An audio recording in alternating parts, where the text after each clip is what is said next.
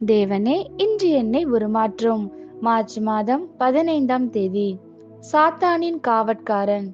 பிசாசு மிகவும் பலவீனமாக உணரும் நேரம் எதுவென்றால் அவன் வெளியரங்கமாக்கப்படும் நேரம். நரகத்திலே அவன் சென்றடையும் நேரத்தில் தானே அவனது முழு தன்மை வெளிப்படும். அவன் முகமூடி அணிந்து தெரியும் ஒரு மகா வஞ்சகன். சாத்தானால் நாம் மோசம் போகாதபடிக்கு அவனுடைய தந்திரங்கள் நமக்கு தெரியாதவைகள் அல்லவே.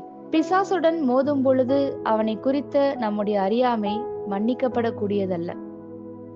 ஒரு காவற்காரனுடைய வேலை என்னவெனில், தன்னுடைய எஜமானுக்கு முன் சென்று அவர் உள்ளே வரும்படி கதவை திறந்து விடுவதுதான்.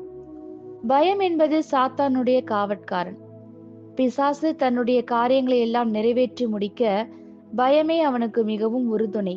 சாத்தானுடைய சகாக்களில் பயம்தான் அவனுக்கு நெருக்கமானது. பயத்தின் உதவி கிடைக்கவில்லை என்றால் சாத்தான் 3/4 பங்கு பிணமாகி விடுவான். பிசாசு தான் செயல்படும் முன் தன்னுடைய எல்லா திட்டங்களையும் முதலில் பயத்தின் ஆவியிடம் ஆலோசனைக்கு வழங்குகிறான்.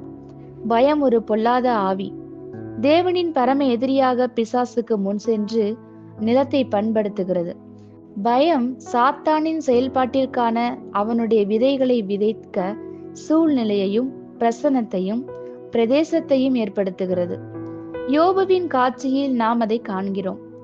விசுவாசமானது காணப்படாத தேவ ஆசீர்வாதங்களை காணக்கூடிய உலகிற்குள் கொண்டு வருகிறதைப் போல, பயமானது காணப்படாத பிசாசின் பயங்கரங்களை காணக்கூடிய உலகிற்குள் கொண்டு வருகிறது.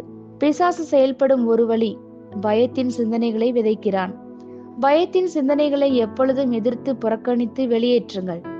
ஒருபோதும் அதனை ஏற்றுக்கொள்ளாதீர்கள். பயத்தின் ஆவியை கீழே தள்ளி இயேசுவின் நாமத்தினால் துரத்த தீர்மானியுங்கள். பயத்தை அறிக்கையிடுதல் அதை முன்னேற்றுவதற்கு சமம். ஆமேன். இந்த வார்த்தைகளினால் நீங்கள் ஆசீர்வதிக்கப்பட்டீர்கள் என்று நாங்கள் நம்புகிறோம்.